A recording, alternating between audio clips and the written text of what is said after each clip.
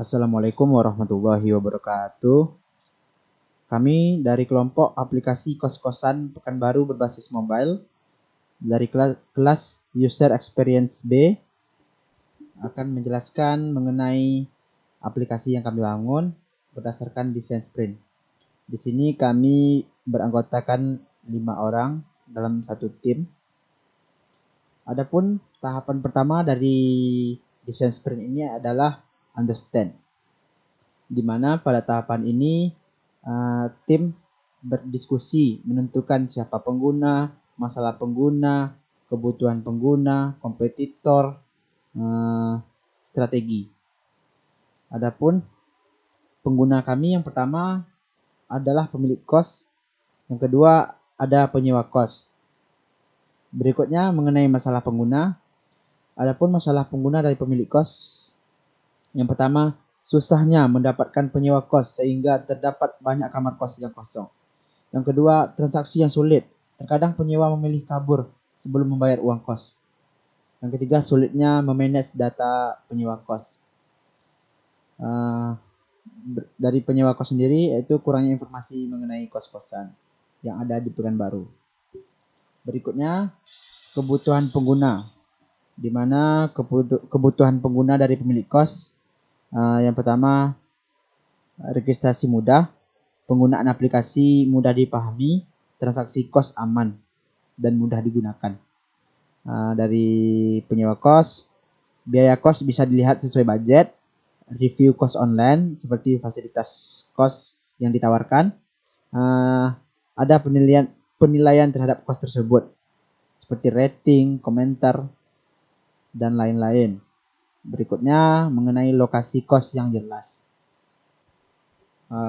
Adapun kompetitor dari aplikasi kami ini adalah aplikasi sewa kos yang telah banyak beredar dan telah lama digunakan oleh masyarakat seperti Mami Kos contohnya. Berikutnya mengenai strategi. Adapun di sini kami mengharapkan pemilik kos di Pekanbaru mempercayai aplikasi kos-kosan yang khusus di Pekanbaru ini. Kedua, kami menambahkan fitur pengaduan orang tua jika penyewa kos bermasalah. Misalnya, penyewa kos berkelahi, penyewa kos kabur, dan lain-lain. Berikutnya, membuat tampilan aplikasi yang menarik dan mudah dipahami oleh pengguna. Jadi, aplikasi ini kami harapkan dan akan kami buat tampilannya sebaik mungkin sehingga mudah digunakan oleh pemilik kos dan penyewa kos. Selanjutnya akan dijelaskan oleh Saudara Afdal Zikri. Kepada Saudara Afdal, kami persilakan dengan segala hormat. Baik, terima kasih.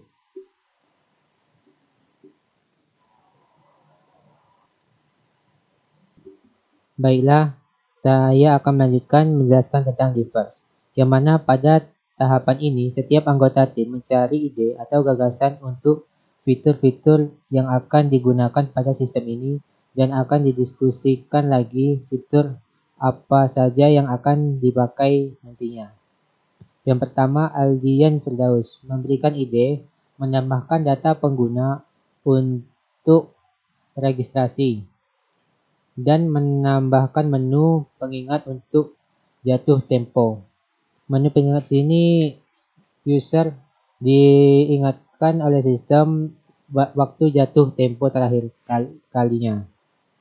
Selanjutnya, Afdal menambahkan menu filter seperti harga kos per bulan, ukuran kos, atau fasilitas yang disediakan. Selanjutnya, Andrean menambahkan fasilitas menu rekomendasi kos di areamu. Selanjutnya, Ezu menambahkan fasilitas menu pembayaran kos seperti ATM dan bentuk dompet digital. Dompet digital di sini seperti OVO atau Dana atau yang lainnya. Selanjutnya, Murti menambahkan fasilitas fitur chat, yakni sistem memberikan fitur fasilitas chat yang mana user dapat berinteraksi langsung oleh pemilik kos yang dapat berinteraksi secara efisien. Nah, gitu aja lah. Baiklah, di sini saya akan menjelaskan tentang Converge, di mana ada untuk pencari kos dan ada untuk pemilik kos. Yang screen pertama yaitu halaman home. Setelah user login, maka user akan masuk ke halaman home. Dan user akan melihat menu kamar dan fitur filter kamar. Dan aksinya di sini kita bisa memilih list kamar yang akan kita tuju. Di screen kedua, kita user memilih di situasinya. Ketika user memilih salah satu kamar, maka akan menampilkan foto kamar, fasilitas lokasi, harga per bulan, menu tombol pesan. Dan ketika user tekan tombol pesan, maka akan masuk ke screen ketiga, dari mana situasinya user menekan tombol pesan, maka akan menampilkan pembayaran melalui ATM dan melalui virtual wallet seperti Dana, OVO, dan GoPay.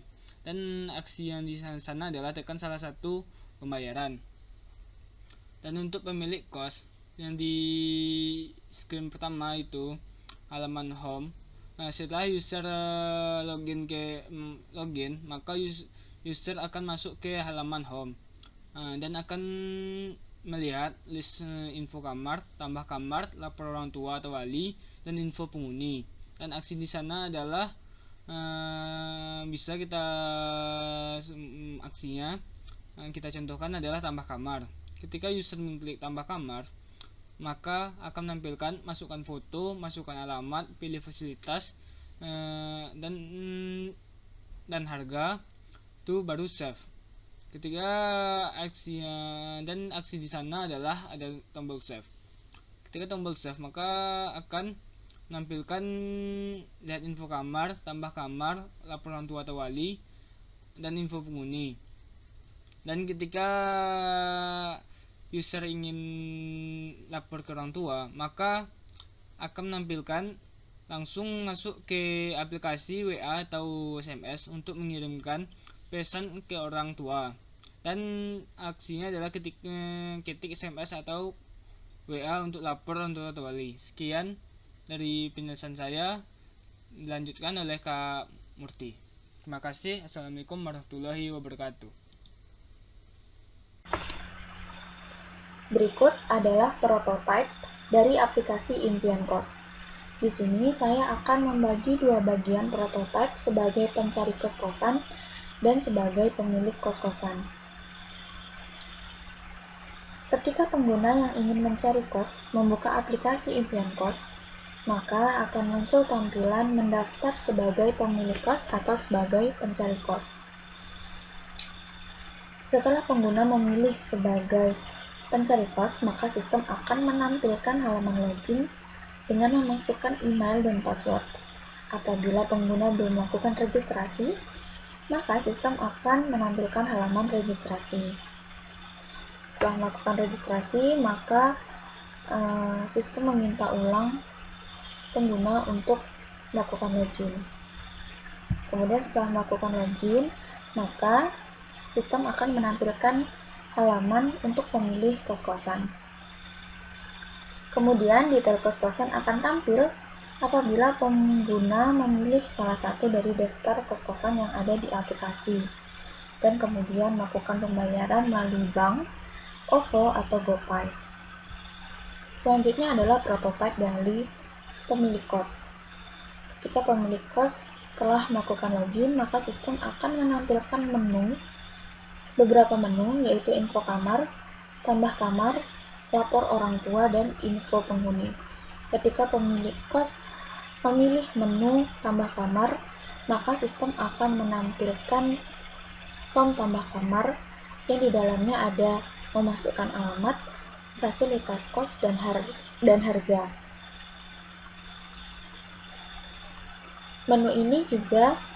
Sistem ini juga menyediakan menu lapor orang tua, di mana pemilik kos langsung dapat terhubung melalui WhatsApp atau SMS. Dimana di sini saya membuat kuesioner tampilan pada Google Form, yaitu kuesioner UI UX desain prototipe kami, yang mana kami membuat desain tentang aplikasi, yaitu desain mobile apps kos-kosan. Nah, di sini ada 5 orang koresponden ya, ada 5 orang koresponden, di mana 5 orang ini adalah seorang mahasiswa, dan juga ada pertanyaan di sini, pertanyaan yang akan ditanyakan nanti kepada koresponden ya, dan ini indeks penilaian. Ada 5 orang, dan pertanyaan pertama itu adalah tampilan aplikasi mudah dipahami ya. Dari 5 tanggapan yang menjawab ada 4 orang ya yang sangat setuju, yaitu 80%, dan setuju itu ada 20%, yaitu 1 orang. Pertanyaan kedua yaitu fitur-fitur yang ditawarkan mudah digunakan. Dari 5 tanggapan menjawab semuanya sangat setuju ya, 100%. Dan pertanyaan ketiga itu aplikasi ini dapat berguna nantinya. Dari 5 tanggapan itu menjawab sangat setuju, 100% semuanya. Dan pertanyaan keempat itu aplikasi ini akan memudahkan pemilik kos dan penyewa kos. Dari 5 tanggapan ada 2 orang yang menjawab setuju ya, dan ada 3 orang yang menjawab setuju. Dan selanjutnya pertanyaan kelima itu tampilan aplikasi menarik. Dari 5 tanggapan menjawab semuanya sangat setuju. Dan pertanyaan terakhir yaitu aplikasi ini memudahkan bertransaksi. Dari 5 tanggapan yang menjawab 2 orang setuju, 40%, dan sangat setuju 3 orang, itu 60%. Nah, dari data pertanyaan ini kami masukkanlah ke dalam tabel. Nah, kami masukkan ke dalam tabel, kami susun dari pertanyaan nomor 1 sampai 6, di mana pertanyaan tadi dan indeksnya itu sangat setuju, cukup setuju, kurang setuju, dan tidak setuju. Dari pertanyaan 1 dapatlah sangat setuju itu ada 4 orang, setuju itu ada 1 orang, dan pertanyaan kedua itu sangat setuju semua, pertanyaan ketiga juga sangat setuju semua, dan pertanyaan keempat itu ada 2 orang yang memilih sangat setuju dan 3 orang memilih setuju. Pertanyaan kelima itu semua koresponden menjawab setuju, dan pertanyaan keenam yaitu 3 orang menjawab sangat setuju dan 2 orang menjawab setuju. Nah, dari tabel ini baru kita bisa menghitung total jawabannya tadi, di mana totalnya adalah 144 didapatkan dari nilai yaitu sangat setuju. Nah, nilai 24 ini adalah nilai dari 4 tambah 5 tambah 5 tambah 2 tambah 5 tambah 3, dapatlah 24 dikalikan 5 sama dengan 120. Oh iya, itu 5, 4, 3, 2, 1 ini adalah nilai indeks ya. Semakin tinggi dia itu bagusnya, bahkan nilainya semakin bagus, semakin tinggi. Apabila dia tidak setuju, maka nilainya semakin rendah ya, 1. Nah, untuk nilai setuju itu ada 6 ya. Ada 6 tuh, 3, 2 dikalikan 4 itu sama dengan 24. Nah, 124 ditambahkan 24 dapatlah total skor 144. Lanjut, kemudian lakukan perhitungan nilai X ya. Kita mencari nilai X nih dan nilai Y-nya. Itu skor tertinggi dan skor terendah sebagai berikut. Pertama, X, skor tertinggi linker X, linker dikali jumlah pertanyaan sama dengan 5 dikali 30. Nah, itu sama dengan 150. 5 tadi kan nilai tertinggi nih. Nilai tertinggi ya. Nilai tertingginya 5. Dan nilai terendah yaitu 1 dikalikan 30. 30 ini adalah jumlah pertanyaan ya. Jumlah pertanyaan dari masing-masing koresponden. Begitu. Berarti kan korespondennya ada 6, pertanyaannya ada 6. Nah, kalikan 5. 5 itu adalah koresponden atau orang yang menilai ya. Orang yang menilai. Nah, ini jumlah pertanyaan 30. Nah, setelah itu dilakukanlah perhitungan kriteria interpretasi skornya berdasarkan interval sebagai berikut. Nah, rumusnya itu I sama dengan 100 dibagi jumlah skornya tadi. Nah, dapatlah 20, yaitu 100 dibagi jumlah skor. Jumlah skornya 5. Kernya 5, paling tingginya. Nah, ini adalah indeks. Apakah desain itu bagus di dalam UAT ya, layak atau tidaknya. Disinilah range-nya, apakah termasuk nanti ya sangat tidak bagus, cukup bagus, sangat bagus berdasarkan rank presentasenya nanti total skornya. Nah, setelah itu lakukan perhitungannya tadi dengan rumus M sama dengan total skor dibagi X dikali 100%. Untuk total skornya itu adalah 144 ya. 144 dan di X-nya itu adalah 150 dikali 100% sama dengan 96%. Nah, jadi berdasarkan hasil perhitungan data dapat disimpulkan bahwa hasil pengujian data termasuk dalam kategori sangat bagus, yaitu dengan range 80% sampai 100%. Oke, sekian, terima kasih. Semoga dapat dipahami.